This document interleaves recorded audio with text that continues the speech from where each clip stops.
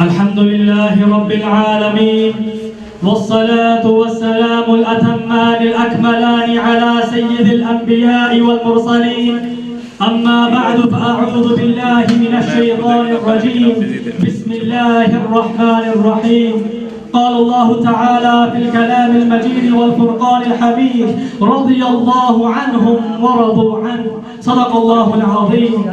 يا أيها السامعون الحاضرون، السلام عليكم ورحمة الله وبركاته. أود اليوم أن آخذ جزءا صغيرا من وقتكم لأتحدث معكم عن أفضل البشر بعد الأنبياء، خليفة الرسول سيدنا أبي بكر الصديق رضي الله تعالى عنه، وشخصيته في حكم المدينة المنورة. في الآية المباركة التي قرأت عليكم قال الله تعالى: رضي الله عنهم ورضوا عنه. ومن هم الذين قال الله تعالى رضي الله عنهم؟ كانوا الصحابة المحبوبين للنبي صلى الله عليه وسلم، وأحب منهم أمير المؤمنين، أول من دخل في الإسلام، أول من يبشر بالجنة، بأفضل البشر بعد الأنبياء، خليفة الرسول سيدنا أبي بكر الصديق رضي الله تعالى عنه. استمر أبو بكر الصديق رضي الله تعالى عنه في خلافته أكثر من عامين بقليل، ولكن إنجازاته كانت مذهلة، ونجح في إنهاء الفتنة التي حدثت بعد وفاة النبي صلى الله عليه وسلم. كان النبي صلى الله عليه وسلم أعد الجيش في حياته لمحاربة الرومان، ولكن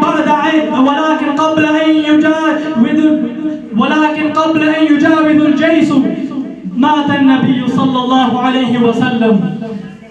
وجاء الناس إلى أبي بكر الصديق رضي الله تعالى عنه وقالوا: يا أبا بكر، ألا تعتقد أن علينا إبقاء الجيش في المدينة المنورة لحماية المدينة ولحماية آل النبي صلى الله عليه وسلم؟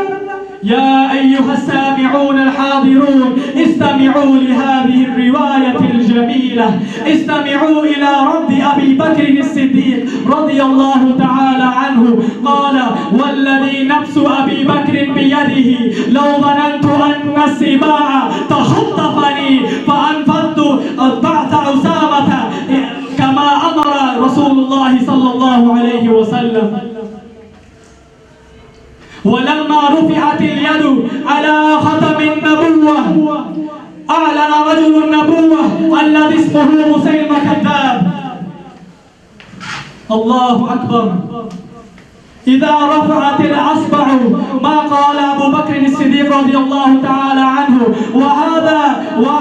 وهذه نقطة أهمية ها هنا.